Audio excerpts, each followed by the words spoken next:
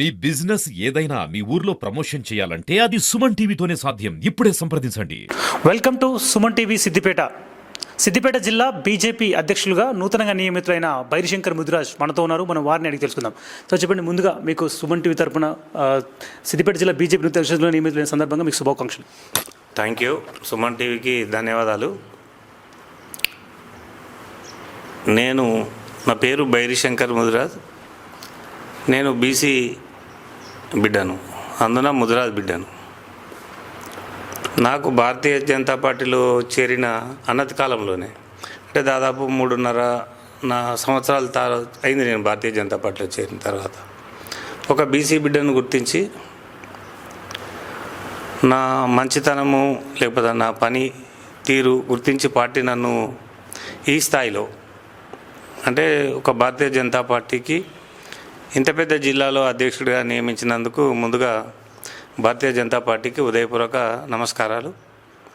నా ఎన్నికకు సహకరించిన మా పెద్దలు గౌరవనీయులు మా ఎంపీ మాధవనేని రఘునందన్ రావు గారికి, అలాగే ముదిరాజు ముద్దుబిడ్డ ఈటల రాజేందర్ గారికి, కేంద్ర హోంశాఖ సహాయ మంత్రి బండి సంజయ్ గారికి, మా రాష్ట్ర అధ్యక్షులు కిషన్ రెడ్డి గారికి, అలాగే మా ఓబీసీ మోర్చా జాతీయ అధ్యక్షుడు లక్ష్మణ్ గారికి, మిగతా మా భారతీయ జనతా పార్టీ నాయకులకు, కార్యకర్తలకు, మా మిత్రులకు అందరికీ ధన్యవాదాలు, నమస్కారాలు. సిద్దిపేట జిల్లా బీజేపీ అధ్యక్షులుగా ఎదిగారు కదా, ఈ స్థాయికి వచ్చేందుకు రాజకీయ ప్రస్థానం ఎప్పుడు మొదలైంది? మీరు ఏ విధంగా ఈ స్థాయి వరకు వచ్చారు?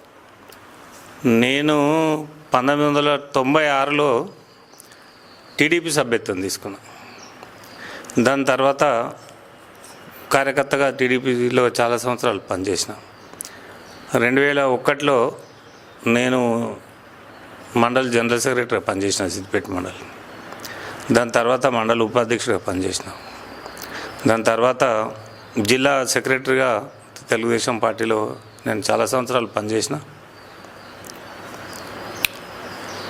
తెలుగుదేశం పార్టీలో ఒక క్రమశిక్షణ గల కార్యకర్తగా చాలా ఏళ్ళు, ఒక 12 సంవత్సరాలు పనిచేసిన నేను. అప్పుడు బీజేపీ పార్టీ తెలుగుదేశం పార్టీ పొత్తుండేది, అలయన్స్. అంటే బీజేపీ పార్టీ మాకేం కొత్త కాదు. అంటే బీజేపీ తెలుగుదేశం అంటే కలిసే పోటీ చేసినాయి కాబట్టి చాలా సంవత్సరాలు పనిచేసినాం కాబట్టి నాకు బీజేపీలో రాగానే నాకు పెద్దగా ఇబ్బంది కాలే. అప్పుడు కూడా కలిసి పనిచేసిన నాయకులు కానీ కార్యకర్తలు కానీ అందరూ మంచిగా సోదరులాగా కలిసిపోయారు. నేను కూడా అట్లా వాళ్ళతోటి ఉన్నాను. అంచెలంచెలుగా నేను ముద్రా సంఘాలకు, ఈ జిల్లాకు, ఉమ్మడి మెదక్ జిల్లాకు, సిద్దిపేట జిల్లాకు 10 సంవత్సరాలు ముదిరా సంఘం అధ్యక్షుడిగా కూడా పనిచేసిన. గత 2019లో జరిగినటువంటి గ్రామ పంచాయతీ ఎన్నికలలో మా గ్రామం సిద్దిపేట అర్బన్ మండల్ పాండవపురం, మా మిస్సెస్ అక్కడ సర్పంచ్. అట్లా మా గ్రామంలో దాదాపు చాలా అభివృద్ధి కార్యక్రమాలు తీసుకున్నాను నేను. అంటే నేను ఏదన్నా అనుకుంటే దాని పనేదాకా నిద్రపోని స్వభావం నాది. అంటే మిట్టపల్లి మాది మేజర్ పంచాయతీ. దాని నుంచి మా గ్రామం విడిపోయినప్పుడు మా గ్రామం పేరు బొగ్గులబండగా ఉండేది. అదే బొగ్గులబండ అంటే కొంత ఇన్కన్వీనియంట్గా ఉంది, జర పిలవడానికి బాగలేదని ఆ విలేజ్ పేరును నేను మార్చిన. అంటే పాండవపురంగా మా విలేజ్ పేరు చేంజ్ చేయడానికి ఒక 2 సంవత్సరాలు నేను సెక్రటేరియట్ చుట్టూ తిరిగి గెజెట్ తీసుకొచ్చిన. అంటే ఒక నాయకుడు అనుకుంటే పని ఎట్లుంటుంది అనే దానికి నిదర్శనం ఏంటంటే నేను ఒక గ్రామం పేరే చేంజ్ చేయగలిగిన. చాలా టఫ్ జాబ్ అది. చాలామంది మిత్రులు కూడా నిజంగా కూడా ఊరి పేరు ఎట్లా మార్చినాం అనేది కొంత మా మిత్రులు కానీ రాజకీయ నాయకులు కానీ ఆశ్చర్యం వ్యక్తం చేశారు. మా గ్రామంలో కూడా చాలా అభివృద్ధి కార్యక్రమాలు చేశాను నేను. శ్మశాన వాటిక కానీ, డంప్ షెడ్ కానీ, నర్సరీ కానీ, డబుల్ బెడ్రూమ్ కానీ, సీసీ రోడ్లు కానీ, దాదాపు మాది చిన్న పంచాయతీ అయినప్పటికీ కూడా దాదాపు 1 కోటి పైన అభివృద్ధి నిధులు తీసుకొచ్చి మా గ్రామాన్ని నేను అభివృద్ధి చేసిన. నేను చాలా సంవత్సరాలు దగ్గరికి వెళ్ళి కేసీఆర్ను కానీ, ముత్యంరెడ్డి మాజీ మంత్రిని కానీ, హరీష్ రావు గారు కానీ చాలా దగ్గరికి వెళ్ళి చూసిన నేను. అంటే వాళ్ళ పాలన విధానం ఎట్లుంటుంది, ఒక్కొక్కరిది ఒక్కొక్క స్టైల్. మేము చిన్నప్పటి నుంచి కేసీఆర్ను చూస్తూ రాజకీయాల్లో పెరిగినాం మేము. మాకు వాస్తవానికి కూడా ఒక లీడర్ కావడానికి ప్రేరణ అంటే కేసీఆర్ చిన్న స్థాయి నుంచి ఎదిగిన నాయకుడు. దాని తర్వాత చంద్రబాబు నాయుడిని అడ్మినిస్ట్రేషన్ ఒక రాష్ట్రానికి ముఖ్యమంత్రి లాగా కాకుండా ఒక సీఓ లాగా చంద్రబాబు నాయుడుని కూడా దగ్గరికి వెళ్ళి చూసినాం. దాని తర్వాత ఇట్లా పోతూ ఉంటే ఒక్కొక్క నాయకుని దగ్గర ఒక్కొక్క మంచి గుణాన్ని తీసుకొని మెల్లమెల్లగా నేను కొంచెం వాళ్ళ స్టైల్ను తీసుకొని రాజకీయాల్లో ముందుకు నడుస్తూ ఉన్నాను. ఇప్పుడు నాకు తర్వాత ఈ కాలంలో బాగా నచ్చిన వ్యక్తి అంటే నరేంద్ర మోడీ.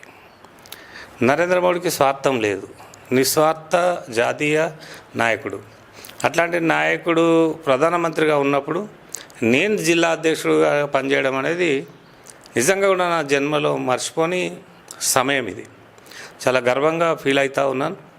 అక్కడ పెద్ద మనిషి విశ్వగురు అని అలా ప్రపంచ దేశాలతో పిలువబడే గొప్ప వ్యక్తి, ఆయన నాయకత్వంలో నాకు ఈ అవకాశం రావడం నాకు చాలా సంతోషం. ఆయన హ్యాపీగా ఫీల్ అవుతున్నాను. సిద్దిపేట జిల్లాలో బీజేపీని ఎట్లా అభివృద్ధి చేయబోతున్నారు? సిద్దిపేట జిల్లాలో ఆల్రెడీ బీజేపీ ప్రతి గ్రామాన యూత్, ముఖ్యంగా యువత నరేంద్ర మోడీ చేసే అభివృద్ధి కార్యక్రమాల పట్ల కానీ, ఈ మధ్యలో హిందువుల మీద జరుగుతున్న దాడుల విషయంలో బంగ్లాదేశ్ కానీ పాకిస్తాన్ కానీ మిగతా దేశాల నుంచి హిందువుల మీద జరిగే దాడుల మీద యువత రగిలిపోతూ ఉంది. అంటే మనం కాపాడుకోకపోతే, హిందువులు మనం రక్షించుకోకపోతే రేపు భవిష్యత్తు కాలంలో అసలు మన పరిస్థితి ఏంది అనే ఒక రకమైన అభద్రత భావం హిందువుల్లో వచ్చి చదువుకున్న విద్యార్థి యువత, మేధావులు ఈరోజు భారతీయ జనతా పార్టీ ఉంటేనే దేశం బాగుంటుందని, దేశం రక్షణ విషయంలో కానీ భద్రత విషయంలో కానీ బాగుంటుందని చాలామంది విశ్వసిస్తున్నారు. దాంట్లో నేను ఒకరిని. జిల్లాలో బీఆర్ఎస్ కాంగ్రెస్ బలంగా ఉన్నాయి, వాటిని మీరు ఏ విధంగా ఎదుర్కోబోతున్నారు? ఇప్పుడు జిల్లాలో బీఆర్ఎస్ బలంగా ఉంది అంటే ఉన్నది అని చెప్పచ్చు, లేదు అంటే లేదు అని చెప్పచ్చు. బలంగా ఏడుంది, ఎంపీ ఓడిపోయింది, వాళ్ళు లాస్ అయ్యారు. మొన్న ఎమ్మెల్సీ ఎన్నికల్లో అసలు వాళ్ళకి అభ్యర్థులు లేరు. అంటే ఒక 10 ఏళ్ళు అప్రహతీతంగా పాలించిన పార్టీ ఇలా అభ్యర్థులు దొరకని పరిస్థితిలో పడిపోయింది. అంటే ఒకప్పుడు హరీష్ రావుకి 1,20,000 మెజార్టీ, తర్వాత మొన్న 82,000కి వెళ్ళి 2,600లకు పడిపోయింది. బలమైన పార్టీ ఎక్కడైతుంది? అది బలహీనపడ్డ పార్టీ టీఆర్ఎస్. ఇక కాంగ్రెస్ పార్టీ ఏమో ఎప్పుడు కాంగ్రెస్ ఈ రాష్ట్రంలో అధికారం వచ్చిన కళ్ళబొల్లి మాటలు చెప్పి అమలు కానీ హామీలు ఇచ్చి, ఇప్పుడు ఎన్ని హామీలు ఇచ్చిన రేవంత్ రెడ్డి? ఆయన నోటికి ఏదొస్తే అదే ఫ్రీ అన్నాడు. ఇలా 6 గ్యారెంటీలు అన్నాడు, ఒక్క గ్యారెంటీ కూడా అమలు అవుతుంది. నువ్వు ఏ విలేజ్కి పోయినా రుణమాఫీ సగమే అయింది, రైతు బంధు సగం మందికి వేసారు, ఇప్పటికీ వృద్ధాప్య పింఛన్ 4,000 చేస్తానంటే అది గత లేదు. ఏది మొదలుపెట్టినా అసంపూర్ణంగానే ఉన్నది. కాంగ్రెస్ అంటే ప్రజలలో రోజుకు వ్యతిరేకత స్టార్ట్ అయింది. ఇప్పుడు వరి ధాన్యం కానీ మొత్తం ఒక 500 ప్రతిదానికి ఎక్కువ ఇస్తాడు. ఏది కొన్నా, మేజ్ కొన్నా, మక్కలు కొన్నా, జొన్నలు కొన్నా, కందులు కొన్నా ఇవాళ ఒక సన్నోడ్లకే ఇస్తాడు. మన ప్రాంతంలో వండేది దొడ్డు వరి, మరి సన్నోడ్లు ఇస్తే మనకు రైతులు నష్టపోతారు కదా. అట్లా వాళ్ళు కాంగ్రెస్ను ఎదుర్కొంటూ మనం పెద్దగా ఇబ్బంది ఏం లేదు మనకు. కాంగ్రెసే వాళ్ళే శత్రువులు. కాంగ్రెస్ ఇక్కడ ఏడుంది జిల్లాలో? ఒక్క హుస్నాబాద్లో పొన్నం ప్రభాకర్ ఉన్నాడు, మిగతా చోట్ల కాంగ్రెస్ లేదు. రాష్ట్రంలో బీసీ నినాదం నడుస్తోంది. బీజేపీలో సిద్దిపేట జిల్లాలో కార్యకర్తలకు ఎటువంటి పదవులు ఇవ్వబోతున్నారు పార్టీ పదవుల్లో? తప్పకుండా మా పార్టీ ఆల్రెడీ గత ఎన్నికల్లో బీసీ స్టాండ్ తీసుకున్నది.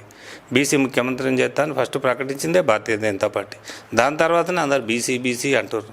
తప్పకుండా బీసీలకు నా నాయకత్వంలో తప్పకుండా సముచిత స్థానం అయితే ఉంటుంది. మీరు అధ్యక్ష భద్రత స్వీకరించిన సమయంలో ఇప్పుడు మీ ముందు ఒక లక్ష్యం, కర్తవ్యం ఉంది. ఇప్పుడు స్థానిక ఎన్నికలు రాబోతున్నాయి, వాటిని ఏ విధంగా ఎదుర్కోబోతున్నారు? తప్పకుండా అన్ని గ్రామాల్లో పర్యటిస్తాం, మండలాల్లో పర్యటిస్తాం, మంచి కార్యకర్తలకు అవకాశం ఇస్తాం. తప్పకుండా మా కార్యకర్తలను గెలిపించుకోవడానికి 24 గంటలు శ్రమించి 24/7 పనిచేస్తాం.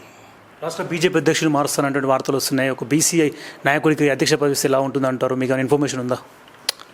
నాకు ఇన్ఫర్మేషన్ ఢిల్లీలో జరిగేది మనకేముంటుంది, కానీ బీసీ వస్తే స్వాగతిస్తాం. రాష్ట్ర అధ్యక్షుడు బీసీ అయితే తప్పకుండా స్వాగతిస్తాం. ఒక బీసీ బిడ్డగా స్వాగతిస్తాం. బీజేపీ అంటేనే హిందుత్వము, ఆర్ఎస్ఎస్, ఏబీవీపీ, పిహెచ్పీ అంతా బ్యాక్గ్రౌండ్ ఉంటుంది కదా. మీరు మాత్రం పార్టీ బీజేపీ, గతంలో మీరు బీఆర్ఎస్లో పనిచేశారు, టీడీపీ నుంచి వచ్చారు కదా, మీకు అధ్యక్షుడు ఏ విధంగా వచ్చారు ఆ స్థాయికి? ఇప్పుడు బీజేపీ మీద ఒక అపవాదం ఉందండి, ఆర్ఎస్ఎస్ బ్యాక్గ్రౌండ్, ఏబీవీపీ, విహెచ్పీ ఉన్న వాళ్ళకి పదవులు ఇస్తారని. బీజేపీ కొంచెం తన సిద్ధాంతాన్ని ఎక్కడ మార్చుకోలే, కానీ కొత్త వాళ్ళకు కూడా మా పార్టీ టీఆర్ఎస్ నుంచి వచ్చినా కాంగ్రెస్ నుంచి వచ్చినా హక్కుని చేర్చుకుంటుంది, పదవులు ఇస్తుంది. తప్పకుండా లీడర్లను లీడర్లుగా గుర్తిస్తుందని చెప్పడానికి నేను ఒక ఎగ్జాంపుల్. స్థానిక సార్వత్రిక ఎన్నికలకు 4 ఏళ్ల సమయం ఉంది. 4 ఏళ్లలో ప్రభుత్వానికి వ్యతిరేకంగా ఎటువంటి కార్యక్రమాలు నిర్వహించబోతున్నారు? తప్పకుండా ఇప్పుడు మాది తెలంగాణలో ప్రతిపక్ష పాత్ర. తప్పకుండా ప్రభుత్వానికి వ్యతిరేకంగా నిరసనలు కానీ ధర్నాలు కానీ ప్రతి విషయం మీద తప్పకుండా మేము పోరాటం చేస్తాం. ఈ 4 సంవత్సరాలు నాకు వచ్చిన ఈ బాధ్యత ముళ్ళ కిరీటం లాంటిదే. నాది మొత్తం ఈ 4 సంవత్సరాలు దాదాపు రోడ్ల మీదనే ఉండాల్సిన పరిస్థితి వస్తుంది. దానికి మెంటల్గా మేము సిద్ధమైనాం. తప్పకుండా మా కార్యకర్తలను మా క్యాడర్ను సమన్వయం చేసుకుంటూ ప్రభుత్వం మీద తప్పకుండా పోరాటం చేస్తాం. Thank you very much sir. Siddipet జిల్లా బీజేపీ అధ్యక్షుడిగా పార్టీని అభివృద్ధి చేసి వచ్చేటువంటి ఎన్నికల్లో గెలిపే ధ్యేయంగా పనిచేస్తానని సిద్దిపేట జిల్లా బీజేపీ అధ్యక్షుడు బైరిశంకర్ ముదిరాజ్ స్పష్టం చేస్తున్నారు. వీడియో జర్నలిస్ట్ శేఖర్తో కలిసి హరికిషన్, సుమన్ టీవీ, సిద్దిపేట.